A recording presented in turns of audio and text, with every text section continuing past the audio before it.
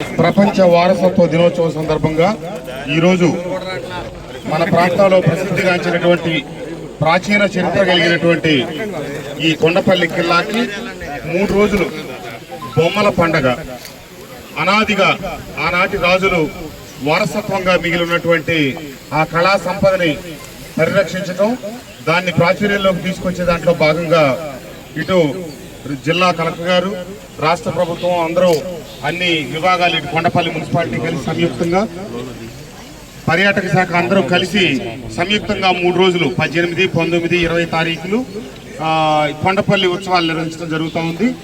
తప్పకుండా రాబోయే రోజుల్లో, ఎందుకంటే కొన్ని ప్రాథమిక సౌకర్యాలు లేవు, ఇది యువ కలెక్టర్ గారు అయినటువంటి లక్ష్మీషా గారి ఆధ్వర్యంలో మొదలైంది.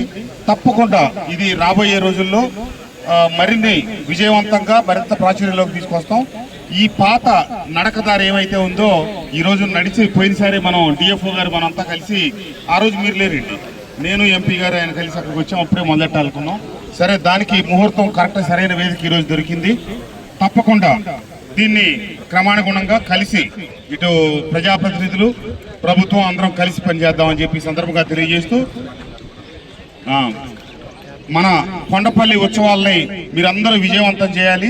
దీంట్లో మన కుటుంబ వేడుకలాగా, పండగలాగా అందరూ పాల్గొనాలని చెప్పి కోరుకుంటూ ఈ కార్యక్రమాన్ని ముందుండి నడిపిస్తున్నా. ఎందుకంటే నేను కలెక్టర్ గారు వెనకే ఉన్నాను, నేను కలెక్టర్ గారు ముందు లేను, కలెక్టర్ గారు పక్కన. ఎందుకంటే అది అటు శాసనసభ్యుడిగా నేను, కలెక్టర్ జిల్లా హెడ్ అయిన యంత్రాంగానికి, ఇక ఇద్దరు ఇక్కడే కూర్చోటం ఎందుకు, ఎట్లాగా ఆయన భుజాన్ని వేసుకున్నారు కదా అని చెప్పి నేను భుజాన్ని వేసుకోలేదు.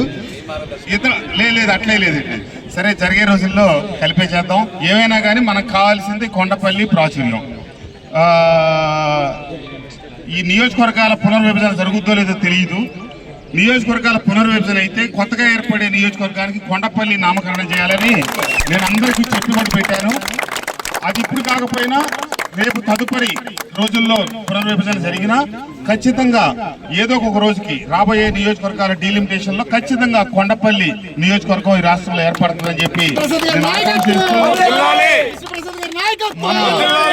కలెక్టర్ గారికి 7 నియోజకవర్గాలు ఉంటే మన నియోజకవర్గంలో ఈ చారిత్రాత్మకమైనటువంటి ప్రదేశం మీద దృష్టి సారించి దీని అభివృద్ధికి పాటుపడుతున్నటువంటి కలెక్టర్ గారికి, అలాగే యువకుడు ఉత్సాహవంతులు మన డిఎఫ్ఓ గారికి అందరికి కూడా, అలాగే టూరిజం శాఖ వారికి కూడా ధన్యవాదాలు.